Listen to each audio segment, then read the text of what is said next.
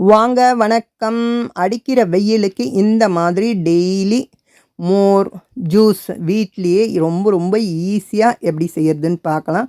அதுக்கு முதல்ல மோர் செய்கிறது எப்படின்னு பார்க்கலாம்.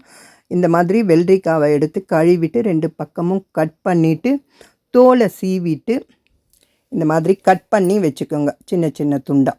அதே மாதிரி இஞ்சி அதையும் நல்லா கழுவிட்டு தோலை சீவிட்டு சின்ன சின்ன துண்டுங்களாக கட் பண்ணி வச்சுக்கோங்க.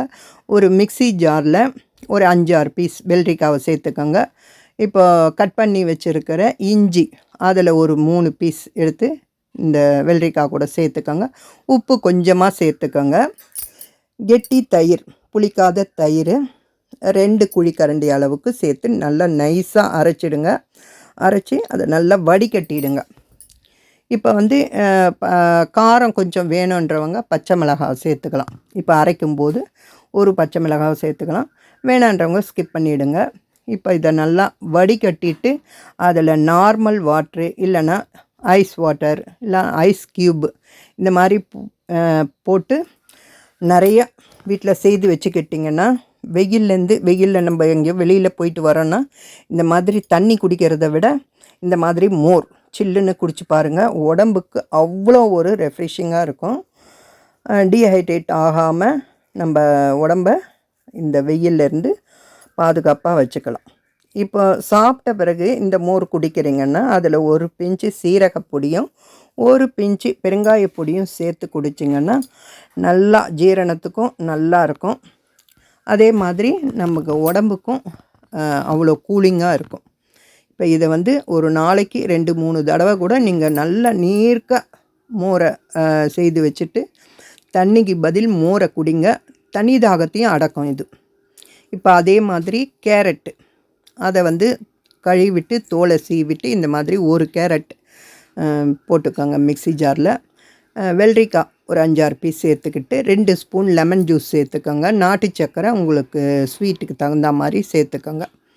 இதில் நான் 1 டம்ளர் அளவுக்கு செய்கிறதுனால 1 கிளாஸ் அளவுக்கு செய்கிறதுனால ஒரு 2 கறிவேப்பிலை 2 புதினா கொஞ்சமாக கொத்தமல்லி சேர்த்து அரைச்சிருக்கேன். நீங்கள் எவ்வளோ செய்கிறீங்களோ அதுக்கேற்ற மாதிரி நீங்கள் போட்டுக்கோங்க. இப்போ இதை நல்லா அரைச்சிட்டு வடிகட்டிட்டு இப்போ இது மாதிரி சர்வ் பண்ணிங்கன்னா அவ்வளோ ஒரு சூப்பராக இருக்கும். ஈஸியானதும் கூட இது. ரொம்ப ஈஸியாக செய்திடலாம். வெள்ளரிக்காய் இருந்ததுன்னா வீட்டில் கேரட்டு பீட்ரூட்டு எல்லார் வீட்லேயும் இருக்கும்.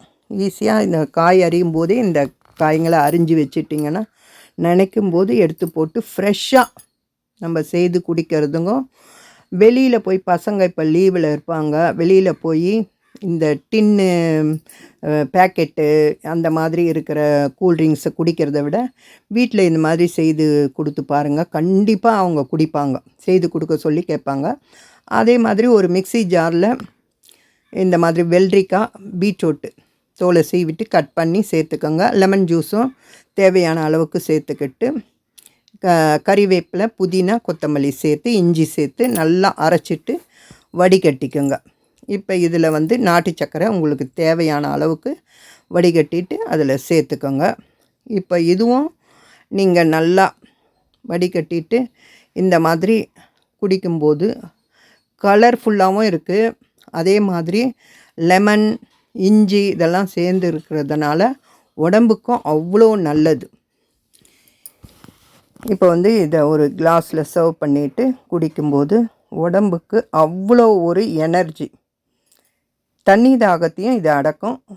நமக்கு கொஞ்சம் ரொம்ப ரொம்ப ஈஸியாக செய்திடலாம் இதை. இப்போ இந்த மாதிரி மோர் செய்து பீட்ரூட்டு கேரட்டு இந்த மாதிரி செய்து நீங்கள் குடிச்சு பாருங்கள்.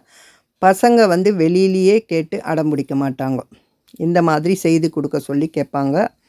இப்போ இதில் இன்னும் கூலிங்காக இருக்கிறதுக்கு சப்ஜா சீட்ஸ் இருக்குது இல்லையா, அதை ஊற வச்சுட்டு ஒரு அரை மணி நேரத்துக்கு முன்னாடியே தண்ணியில் ஊற வச்சுட்டு இதில் சேர்த்து குடிச்சு பாருங்கள்.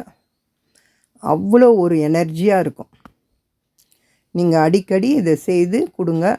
நீங்களும் இதை குடிச்சு பார்த்துட்டு செய்து பார்த்துட்டு எப்படி வந்ததுன்னு கமெண்ட்டில் சொல்லுங்கள். சப்ஸ்கிரைப் பண்ணுங்கள், லைக் பண்ணுங்கள், ஷேர் பண்ணுங்கள். தேங்க்ஸ் ஃபார் வாட்சிங்.